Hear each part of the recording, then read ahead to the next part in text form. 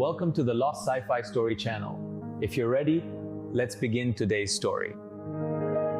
The first time Lysa heard Adrian laugh, she nearly disconnected the transmission. Not because the sound was unpleasant. Quite the opposite. It was warm, rough around the edges, and startlingly human in a way that made the sterile walls of her atmospheric lab feel suddenly too narrow. Ordinarily, conversations were measured things. Her people valued precision in language the way other civilizations valued gold or territory. Words were chosen carefully, arranged delicately, and released only after they had been polished into something worthy of being heard. Adrian Vale laughed like language had never once asked permission to exist.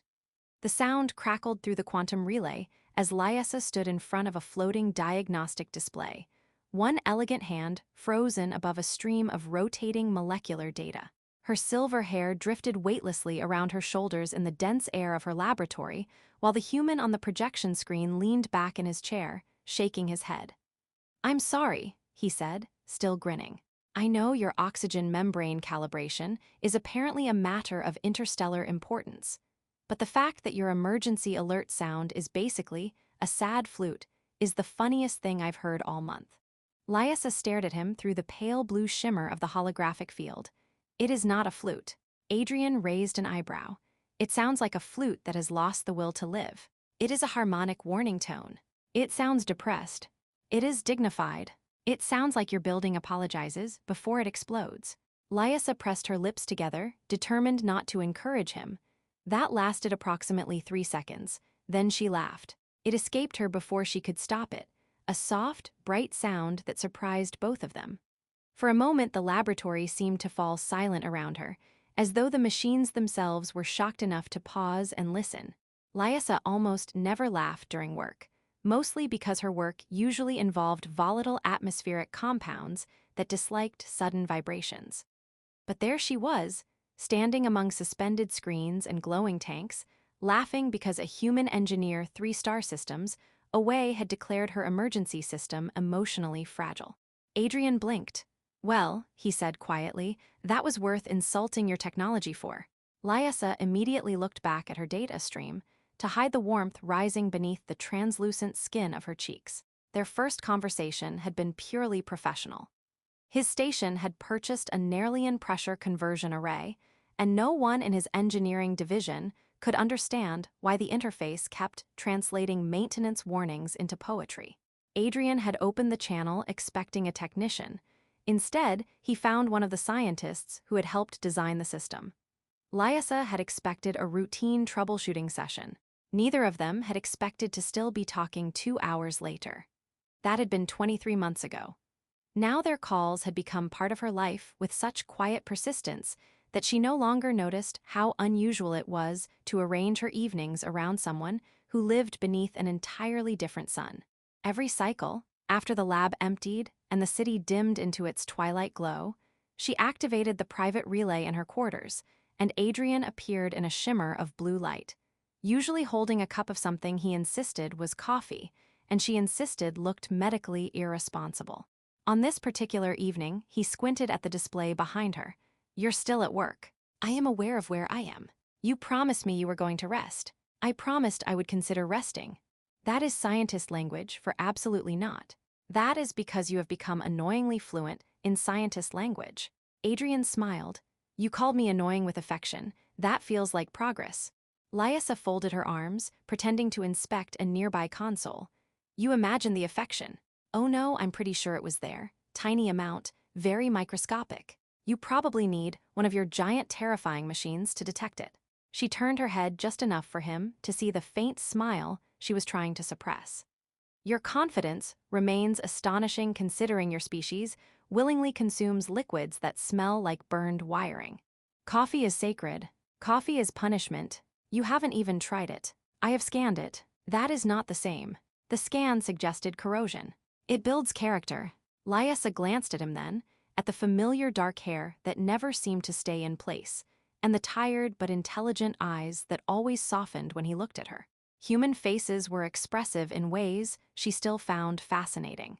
Her people hid emotion beneath layers of discipline, but Adrian wore every thought openly, as if his heart had never learned the concept of privacy. She wondered when that had started mattering to her. At first, he had simply been interesting, an unexpected voice in the monotony of careful days. Then he became comforting, then necessary. Now he had become dangerous, not because Adrian himself would ever hurt her. The danger was quieter than that. It lived in the way her chest tightened when he smiled, in the way her long evenings felt shorter when he filled them, in the way she had started measuring time not by research cycles, but by how many hours remained before she could speak to him again. For someone who had built her life around logic, Lyessa was beginning to feel alarmingly irrational. And the worst part was that she suspected Adrian knew it. He leaned closer to the hologram, studying her face. "You're doing that thing again." Lyessa stiffened. "What thing?" "The overthinking thing." "I do not have a thing." "You get that look like your brain is trying to solve 17 disasters at once." "That is because there are currently only 14. Adrian laughed again, and there it was. That impossible warmth traveling through light years of empty space to reach her. Lyessa hated how much she was beginning to need that sound. Lyessa had spent most of her life believing that every dangerous decision announced itself clearly. Catastrophic experiments came with warning lights. Political mistakes arrived wrapped in formal language and disappointed silence. Biological disasters usually leaked from sealed containers and tried to dissolve the furniture. Her profession had taught her that ruin was rarely subtle. Love, she was discovering, was offensively sneaky. It did not arrive with alarms. It arrived disguised as routine. It hid itself inside harmless conversations about damaged coolant lines and station politics and the strange human habit of arguing with inanimate machines as though guilt could improve mechanical performance. It settled into her evenings so gradually that she did not notice it becoming part of her until one night the transmission failed, and she spent 6 minutes staring at an empty projector field feeling as if someone had quietly removed gravity from the room. 6 minutes. For a woman who had once remained calm while an unstable methane chamber imploded 3 meters from her face, 6 minutes of silence should not have felt like emotional collapse. Yet there she stood in her private quarters, silver hair drifting around her shoulders in the heavy Nerlian air, glaring at the dead relay console as though sheer scientific authority might shame it back to life. "Reconnect," she said. The console remained dark. Lyessa narrowed her eyes. "I design systems more intelligent than you while half asleep." The console considered this and continued being broken. She exhaled sharply and tapped the side panel. The projector flickered, spat a burst of static, and suddenly Adrian appeared mid-sentence. "And that is why I maintain that the station ventilation system is personally offended by me." Lyessa blinked. Adrian looked at her. "Did you just hit your communication system?" "No, you absolutely did." It responded to firm encouragement. "You threaten machinery exactly like I do. That's honestly adorable." Lyessa straightened with immediate dignity. "I am not adorable. You're standing in glowing blue air, arguing with a projector. I am correcting misinformation. You're doing it with your angry face. My face is not angry. Your face looks like you're considering whether to write a formal complaint to physics." She should have ignored that. She knew she should have ignored that. Instead, she laughed, and Adrian leaned back in his chair with the deeply satisfied expression of a man who knew he had once again turned a respected alien scientist into someone dangerously close to smiling at nothing. That was the problem. He made ordinary moments feel suspiciously important. Beyond the holographic field, Adrian's station moved through the darkness near the outer colonies of the Helix Corridor, where cargo ships drifted like patient insects around the docking rings. Lyessa had memorized the background of his quarters without ever meaning to. The half-repaired panel near the ceiling. The mug that was always one careless movement from falling. The jacket thrown over a chair because humans apparently believed storage was a philosophical suggestion rather than a practical concept. "Long day?" Adrian asked. Lyessa hesitated, then nodded. The council reviewed the off-world adaptation trials. The smile faded from his face, replaced by something quieter. "How bad?" She moved to the window beside her console, looking out over Nerli's luminous skyline. Towers of crystal alloy rose through the violet haze, their surfaces glowing with threads of bioluminescent energy. It was beautiful in the way home often was, so familiar it almost disappeared until someone reminded you to see it. 3 attempts, she said softly. 1 survived. Adrian was silent for a moment. And the others? Cellular rejection, organ collapse, 1 neurological failure. She folded her arms tighter. The usual ways biology reminds us it dislikes ambition. He rubbed a hand across his jaw. That survival rate keeps getting worse. It was never good. The room between them seemed to shrink despite the light years inside it. They had spoken around this subject before, carefully, like people walking near a cliff in darkness. Neither of them ever stepped too close to the edge. Neither of them admitted they both knew exactly where it was. Adrian tried to lighten his voice. You know, most people in impossible interspecies situations just write terrible poetry. I have read human poetry. That bad. Worse. One of your famous writers compared love to being eaten by fire. He winced. Yeah, we get dramatic. Your species speaks as if emotions are a medical emergency. Sometimes they are. That answer landed between them more heavily than either expected. Lysa turned back toward the glass, pretending sudden fascination with the distant traffic lanes threading through the upper atmosphere. She could feel her own heartbeat, annoyingly aware of itself.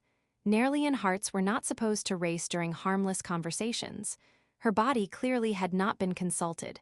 Behind her, Adrian spoke more quietly. Lysa. She closed her eyes for a second before answering. Yes. Have you ever thought about it? She could have asked what he meant. That would have been easier. Safer. A graceful retreat into technical ambiguity. Instead, she asked the more dangerous question. How often? Adrian let out a short breath that sounded suspiciously like a laugh at his own defeat. More than I should. She rested her hand against the cool crystal of the window. Outside, the sky shimmered with transport lights, and somewhere beneath that endless luminous haze was the world that had shaped every cell in her body. Every breath she took belonged to this atmosphere. Every fragile organ inside her had evolved here and nowhere else. To leave nearly meant pain. It meant risk. It meant stepping into a process even specialists whispered about. It meant becoming something her own world might never let return. And for the first time in her disciplined, carefully rational life, Lysa hated that she understood exactly why someone might still say yes. Adrian cleared his throat. I should probably say something reassuring right now. That would be unlike you. I know, usually I would make a joke. You usually make several. I'm trying to seem emotionally mature. Lysa glanced back at him. And how is that going? He considered it, honestly, poorly. Despite everything, she smiled. And that, more than the fear, frightened her. Because the universe was vast, cold, and governed by merciless laws of biology. But somehow the most dangerous thing in it was still one human man smiling at her through a field of borrowed light. Lysa began lying to everyone 3 days after she made the appointment. She had never been especially good at deception. Nerli did not encourage it. Her people preferred uncomfortable honesty over elegant falsehood, mostly because they considered lies intellectually lazy. If one was going to manipulate reality, the least one could do was make it original. But the adaptation clinic existed beneath the Western Research District for a reason, hidden under 6 floors of legitimate atmospheric medicine and behind enough encrypted doors to make even curiosity feel illegal. No one entered that wing by accident, especially not someone with Lysa's credentials. The first lie she told was to her assistant when he asked why she was leaving the laboratory before second shift. Council review, she said. He blinked. At this hour. Lysa lifted a data slate without looking at it. Poor decisions are not exclusive to my personal life. Her assistant stared for a moment, clearly uncertain whether she had made a joke or suffered a neurological event. Lysa left before he could investigate further. The second lie was to herself. This is research, she thought as the lift carried her downward into restricted levels. This is professional curiosity. This is simply gathering information. The fact that she was wearing civilian clothing and had spent 20 minutes deciding whether Adrian would notice she looked nervous had absolutely nothing to do with it. The lift doors opened into a corridor so white it seemed almost hostile. No decorative lights. No transparent walls. No elegant Nerlian architecture meant to soften the edges of science. Just smooth, sterile surfaces and silence so complete that Lysa could hear the faint whisper of her own breathing membranes. A tall woman waited near the reception threshold, her silver hair braided close to her scalp, her expression calm in the way only experienced physicians or professional assassins ever seemed to master. "Lysa Varen," the woman said. "You already knew that. I like confirming when brilliant people make terrible choices." Lysa looked at her. "You say that to all your patients. Only the honest ones." The woman extended a hand. "Saren." Lysa accepted it briefly. "You do not seem surprised I came." Saren started walking down the corridor. "I oversee voluntary adaptation. Surprise would require optimism, and this department surrendered optimism years ago. That is not encouraging. No one comes here for encouragement." That, Lysa thought grimly, was fair. They passed sealed observation rooms where pale blue monitors floated behind transparent barriers. In one chamber, an older male sat motionless, while robotic arms adjusted a lattice of glowing filaments around his chest. In another, a young woman floated in a suspension tank, while fluid light pulsed through the veins beneath her translucent skin. Lysa slowed. Saren noticed. "First time seeing active transition." "I studied the published work." Saren gave her a sidelong glance. "Published work is what scientists write when they want suffering to sound organized." Lysa almost smiled despite herself. "You dislike researchers." "I dislike researchers who describe 6 months of pain as moderate discomfort. That terminology is standardized. It is dishonest." Lysa could not argue with that. They entered a private consultation room. A curved wall lit with atmospheric scans, while a chair in the center waited with the kind of innocent appearance only medical equipment could manage. Lysa had learned early in life that the more harmless a machine looked, the more likely it was to alter your DNA. Saren tapped a control panel, and Lysa's file appeared in the air between them. "Healthy," Saren said. "Strong respiratory structure. Good neural elasticity. You are a better candidate than most." That sounded almost hopeful. It was not. Better is not the same as safe. The floating display shifted, showing survival statistics. Lysa already knew them, but knowledge was different when it hovered in front of your face like a judgment. 61% successful adaptation, 22% chronic systemic pain, 9% irreversible cognitive degradation, 8% mortality. Numbers she had cited in academic papers now felt less mathematical and more personal than she wanted to admit. Saren watched her expression. Most people ask whether the pain is survivable. And the intelligent ones ask whether they remain themselves afterward. Lysa folded her hands in her lap. "Do they?" Saren was quiet for a moment. "Sometimes." That single word hit harder than any statistic. Lysa stared at the rotating genetic model of her own body. Delicate lungs designed for dense atmosphere. Fine skeletal structures meant for forgiving gravity. Cells evolved for one world and one world only. Every part of her was a love letter written by a planet that never imagined she would want to leave. "Why did you do it?" Lysa asked suddenly. Saren raised an eyebrow. "You assume I did. You walk like someone who learned heavier gravity the painful way." Saren looked almost amused. "You really are a scientist. And you notice things people with common sense ignore." For the first time, Saren's composure slipped just enough to reveal something older underneath it. "My daughter lives off-world," she said. "She had children. I decided meeting them was worth hating stairs for the rest of my life." Lysa blinked. Saren shrugged lightly. "Family makes fools of us. I assume your reason is more embarrassing." Lysa looked down at her hands. "A human engineer." Saren was silent for exactly 1 second. Then she laughed, not politely, not professionally, a genuine startled laugh that made Lysa stare in offended disbelief. "You laugh at all your patients?" Lysa asked. "No," Saren said, still smiling. "Only the ones rewriting their biology for mechanics. He is an engineer." That somehow made it worse. Lysa should have been insulted. Instead, against all reason, she laughed too. The sound filled the sterile room for a moment, absurd and fragile, and when it faded, the reality remained sitting between them. Saren touched the panel. "If you begin, there is no reversible stage after the 3rd treatment." Lysa knew. Your career here ends. She knew that too. You may survive and still regret it. Lysa lifted her gaze to the floating image of her own heart beating quietly in blue light. The first breath on Meridian Station felt wrong in 100 tiny ways. The air was too thin, too dry, too light, as if every inhale had been diluted before it reached her lungs. Gravity pressed harder against her bones than nearly ever had, and for one sharp second her knees nearly folded beneath her. She caught the frame of the arrival gate with trembling fingers and stood very still while travelers moved around her, pretending she was simply admiring the architecture instead of trying not to collapse dramatically in front of customs. That, she decided, would have been an embarrassing way to declare eternal love. A voice came through the crowd.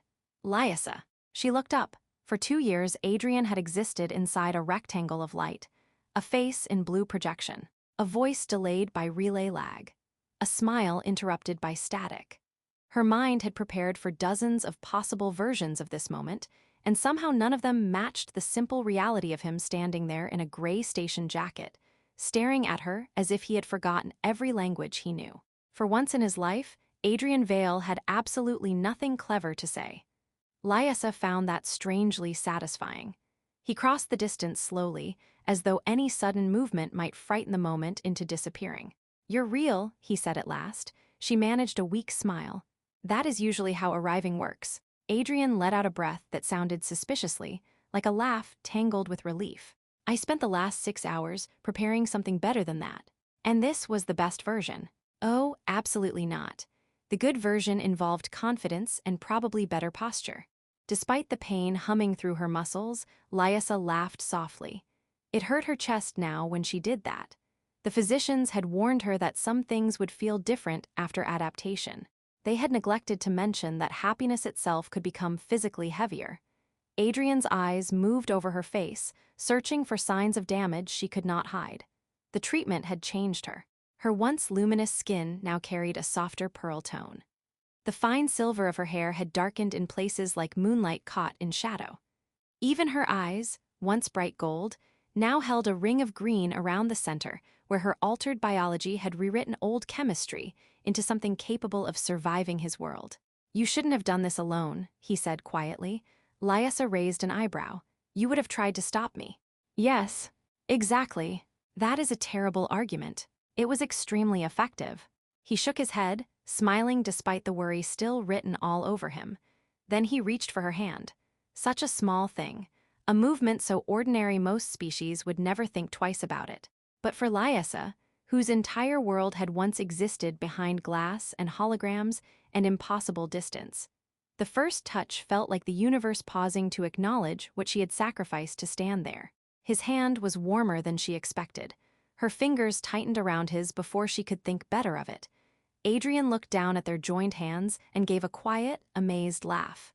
"You know, I had a whole speech prepared about seeing you. I suspected, something heartfelt, possibly devastatingly romantic. And now my brain is mostly just screaming." Lysa tilted her head. "That sounds medically concerning." "It's your fault. That also sounds medically concerning."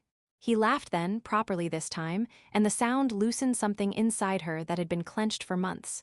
Fear, grief, exhaustion, perhaps all of it at once. For so long this had been theory. Now it was simply real. The days that followed were not easy. Love did not magically make her body kinder. Meridian's gravity still ached in her spine. Her lungs still burned some mornings. Some nights the pain woke her from sleep with the cruel reminder that survival and comfort were not the same thing. There were moments when standing required effort and moments when homesickness hit so suddenly she could not speak around it. And Adrian was there for all of it. He learned how to adjust the pressure regulators in her quarters before she ever asked. He memorized her medication schedule with the seriousness of a man disarming explosives. He made terrible soup one evening that somehow tasted like heated insulation foam, then looked personally offended when she laughed so hard she nearly cried. "I was trying to take care of you," he protested. "You nearly poisoned me romantically." "That still counts as effort. It counts as attempted murder with seasoning." "Rude." But he smiled because she was laughing, and Lysa slowly began to understand that love was not the grand, impossible gesture that brought her across the stars. That had only been the beginning. Love was Adrian pretending not to notice when she needed to rest. It was him walking slower without mentioning why. It was learning the exact way to hold her when pain made her silent. It was discovering that the life she had mourned leaving behind was not truly gone. It had simply transformed into something neither of them could have imagined from opposite sides of a screen. Months later, standing beside the observation window of Meridian Station, Lysa watched freighters drift through the dark while Adrian leaned against her shoulder.